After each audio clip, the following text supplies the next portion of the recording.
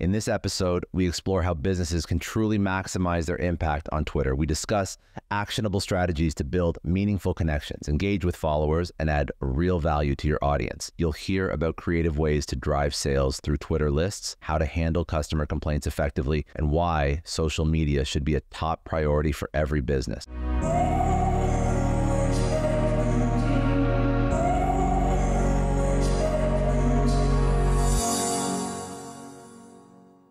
And let's talk about now. So that's how you've built out your business.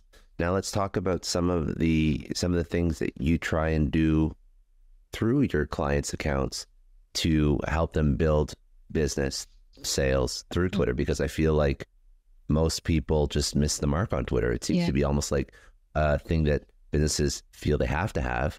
But my goodness, if you see the average business Twitter account, it's like, why? I know why they're bothering, but also it's like, why are you bothering? Because it's just horrible. It's not doing anything net positive. Posting me, and it's not about that at all. And sometimes I see, big accounts like a big business, and they've got like 100,000 followers, and they're following 500. No. It's the worst, and it looks so snobby. And especially, one like where, if you follow someone back that's following you, like it's kind of courtesy, but also it's like if they're normal. I'm not talking about weirdos or anything. You don't have to follow them. But like, if you're following someone that's a genuine person, you're going to make their day and it's going to make them feel special. So I always follow back people who I think will add value to my feed. So don't forget, it's not about me at all. It's about my audience. And I go and I make Twitter lists.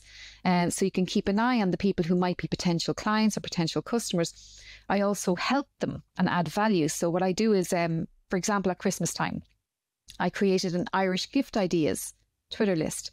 So to kind of help the businesses that had suffered through the pandemic, I did an Irish gift ideas Twitter list. And people started buying from that list. So I asked anyone that had a business to let me know, and I would add them to the list. So I had I think 700 on the list. Or no, I think I only had 250 on the list, but then 700 followed my list. So a lot of people actually messaged me, sent me letters, sent me flowers, and said they got loads of sales from the fact that I made that Twitter list. So what I was doing was I was helping the people who were selling.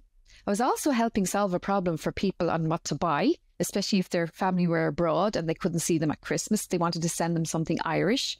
And then I also added value to my audience because they knew that list was there. They could just click on the list and see, and it helped them do their shopping for Christmas. So it's about adding value and helping your audience. Like I get many businesses saying, we want to do a webinar and it's a panel discussion, blah, blah, blah. And I'm like, oh God, would you not just what do your customers need right now? Well, they need more sales. Okay, why could you do a webinar on how to get more sales? That would be more useful and more valuable.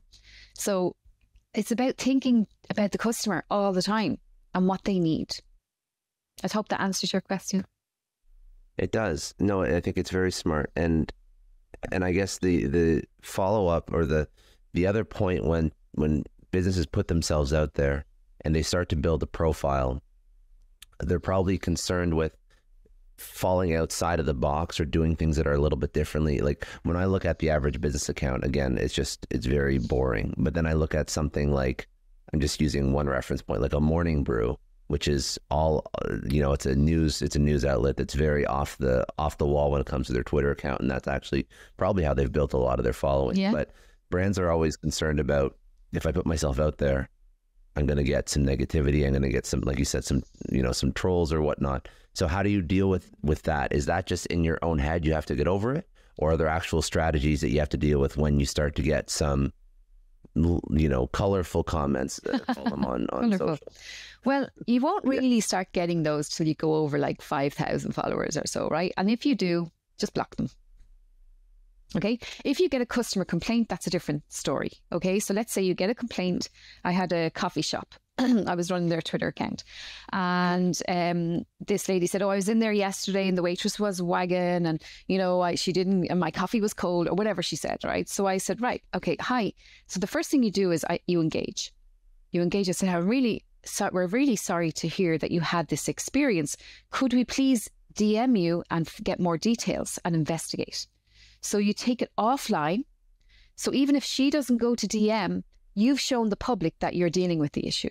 So you've shown the public that you've tried to deal with the issue, which looks good, right? And then if they do go offline, what you do is you follow up. So you say, right, give us your number, give us your email or whatever.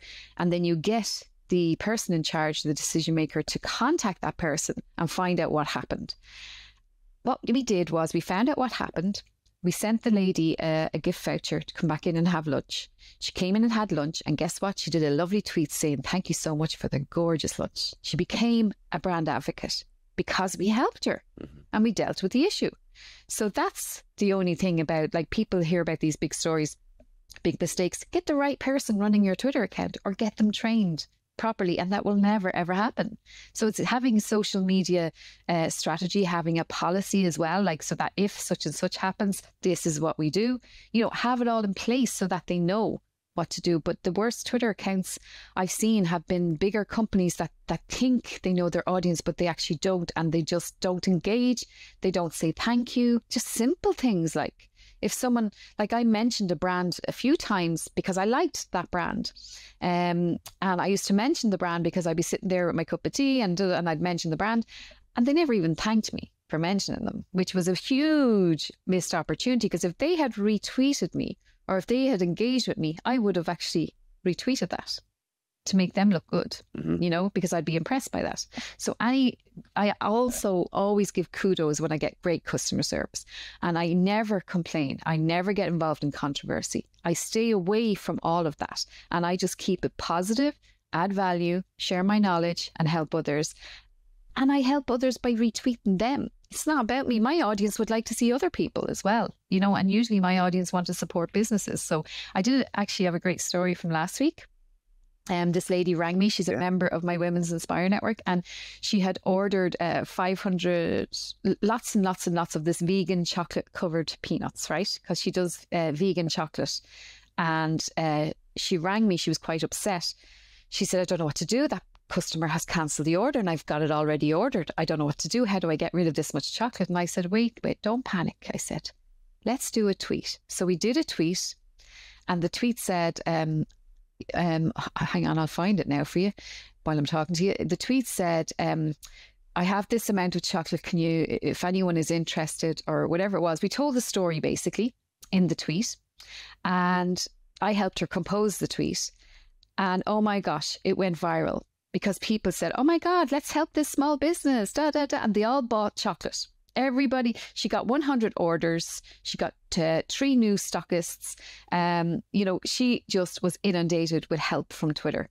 And one guy just bought a box of them, and she got the chocolate all. She didn't lose any money. Isn't that just a lovely, lovely story? And that's the kind of thing I do. Yeah. So we just did a tweet, and I supported her. I said, come on, guys, let's support this small business. So we got behind her, and everybody went and bought vegan chocolate covered peanuts. So it's just a nice little story. But for everybody per box, it only costs like €10, you know? So, you know, just every little bit. Yeah. It's easy when you get a crowd involved to like to crowdsource, to crowdsource a brand, especially a small business, can make a huge difference. Yeah. But, one thing that I think always happens, and I don't really know why still in 2021, is that brands don't place value on the person or the person who runs their social media. They feel like it's, I don't know why that is. It's like an extra. Like it's not a priority. Yeah, it's like you're marketing and then tweet once in a while. Yeah. You know?